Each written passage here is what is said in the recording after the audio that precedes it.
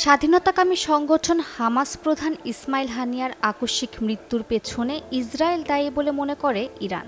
ভবিষ্যতে ইরান ইসরায়েলের বিরুদ্ধে কড়া প্রতিশোধ নেবে বলে হুঁশিয়ারি দেন ইরানের সর্বোচ্চ নেতা আয়াতুল্লাহ আলী খামেনি। প্রতিশোধের ভয়াবহতার মাত্রা বেশি হলে ইসরায়েল ইরানের যুদ্ধ মধ্যপ্রাচ্য সহ সারা বিশ্বে প্রভাব ফেলবে বলে আশঙ্কা করা হচ্ছে। তবে ইতিহাস বিশ্লেষণ করলে দেখা যায় ইরান ইসরায়েলের মধ্যে বড় মাপের যুদ্ধের সংখ্যা কম, আর যুদ্ধ হলেও তার প্রভাব সারা বিশ্বে ছড়িয়ে পড়ার সম্ভাবনা খুবই সীমিত বলে মনে করেন বিশ্লেষকরা। বিংশ শতাব্দীর শেষার্ধে গাজায় অমানবিক আগ্রাসন ছাড়াও মধ্যপ্রাচ্যের অনেক দেশ সংঘাতে জড়ায়।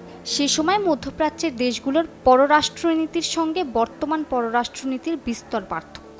1970 সাল নাগাদ বেশিরভাগ মধ্যপ্রাচ্যের দেশ প্রবল জাতীয়তাবাদপন্থী ছিল। এই কারণেই সেই সময় মধ্যপ্রাচ্যে এত যুদ্ধ দাঙ্গা। অন্যদিকে 70-এর দশকে ইসরায়েল মধ্যপ্রাচ্যে শক্তভাবে নিজের অস্তিত্বের জানান দিতে প্রতিবেশীদের সঙ্গে বিভিন্ন দ্বন্দ্ব সংঘাতে জড়ায়। তবে বর্তমানের চিত্র পুরোই ভিন্ন।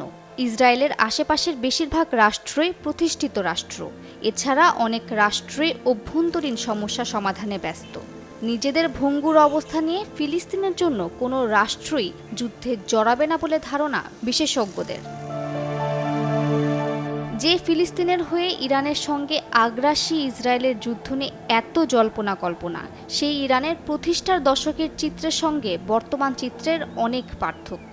1979 সালে শাহ পাহলভীর শাসনামল শেষ হলে প্রায় 10-15 বছর ইরান বেশ উত্তেজিত হয়ে নিজেদের সমস্যার সমাধান করে। তবে সময়ের সঙ্গে সঙ্গে সেই বিপ্লবী সত্তার পরিবর্তন হয়েছে, আর দুই দেশের মধ্যে যুদ্ধ সংঘটিত হলেও এবং আঞ্চলিক অস্থিরতা দেখা দিলেও কোনো পক্ষেরই অস্তিত্বের সংকট হবে না বলে মনে করেন বিশেষজ্ঞরা। ইতিহাস অনুযায়ী এমন পরিস্থিতিতে পারমাণবিক শক্তিধর দেশ রাশিয়া বা যুক্তরাষ্ট্র কঠোরভাবে হস্তক্ষেপ করবে না। সোভিয়েত ইউনিয়ন ও যুক্তরাষ্ট্র স্নায়ুযুদ্ধের সময় অস্ত্র উপদেষ্টা দিয়ে নিজেদের মিত্রদের সহায়তা করে, কিন্তু 1962 সালে যুক্তরাষ্ট্র ও সোভিয়েত ইউনিয়নকে সরাসরি টার্গেট করা হলে কিউবান মিসাইল যুদ্ধের মতো ভয়াবহ যুদ্ধের ঘটনা ঘটে। 50 দশকের কোরিয়া যুদ্ধেও সোভিয়েত সেনা পাঠালেও আগ্রাসনের মাত্রা খুবই সীমিত ছিল।